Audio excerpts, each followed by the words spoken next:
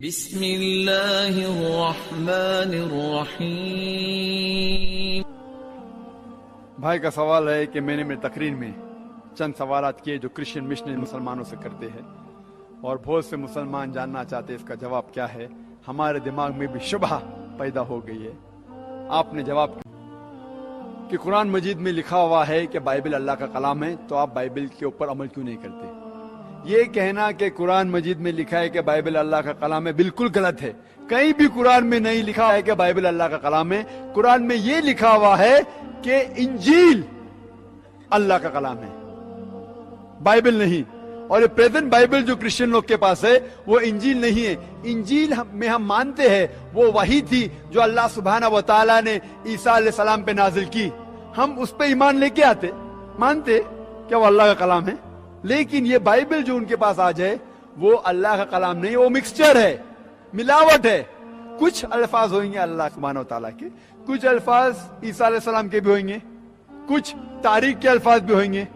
افسوس کی بات ہے کچھ گندے الفاظ بھی ہے، پورنوگرافی کہتے ہیں انگریزی میں، پورنوگرافی۔ اور کتنے غلطیاں ہیں، بے شمار، سینکڑوں غلطیاں ہیں۔ تو یہ غلطیاں ہم نہیں کہہ سکتے کہ اللہ تعالیٰ کی کتاب میں ہو سکتی۔ اسی لیے یہ کہنا کہ بائبل اللہ کا کلام بالکل غلط ہے، ہم انجیل میں مانتے ہیں۔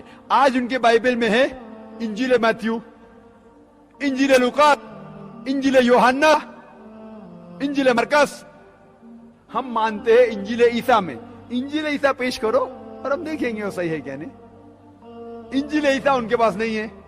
Gospel according to Matthew, gospel according to Mark, gospel according to Luke, Gospel according to John. What we want is gospel of Jesus, peace be upon him. دوسرا سوال، محمد صلی اللہ علیہ وسلم کا نام قرآن مجید میں 5 بار آتا ہے، عیسیٰ علیہ السلام کا ذکر نام سے 25 بار، تو کون بڑا؟ اس کا جواب یہ ہے کہ جب بھی کسی کے بارے میں گفتگو ہوتی ہے، وہ شخص اگر موجود ہے تو مجھے اسے نام لینے کی ضرورت نہیں ہے۔ میں کہوں گا کہ بھائی صاحب نے سوال کیا ہے، نام لینے کی ضرورت نہیں۔ لیکن جو شخص موجود نہیں ہے اس کے بارے میں شروعات کرنے کے لیے پہلے نام لینا ضروری ہے۔ مثال کے طور پہ میں کہوں گا کہ میں شیخ دیداد سے متاثر ہوا، تو شروع میں مجھے شیخ دیداد کا نام لینا ضروری ہے، کوئی شیخ دیداد یا موجود نہیں ہے۔ جو شخص یا موجود ہے میں کہہ سکتا ہوں کہ بھائی صاحب نے یہ سوال پوچھا، بھائی صاحب نے یہ کہا۔ جو شخص موجود ہے اس کے بارے میں ذکر کرنے کے لیے نام لینا ضروری نہیں ہے۔ جو شخص موجود نہیں ہے اس کے بارے میں ذکر کرنے کے لیے نام لینا فرض ہے۔ جب قرآن نازل ہو رہا تھا محمد صلی اللہ علیہ وسلم موجود تھے، ان کو سینکڑوں بار کہا گیا ہے یا نبی یا رسول، دھی دھاؤ، سینکڑوں بار، کیونکہ وہ موجود تھے، ان کا نام لینا ضروری نہیں تھا۔ اور جب عیسیٰ علیہ السلام کا ذکر ہوتا تھا، عیسیٰ علیہ السلام موجود نہیں تھے، تو ان کے بارے میں کہنے کے لیے کبھی بھی ان کا نام لینا ضروری پڑتا تھا۔ اسی لیے ان کا ذکر نام سے 25 بار زیادہ ہے، ورنہ محمد صلی اللہ علیہ وسلم کا ذکر تو سینکڑوں بار ہے۔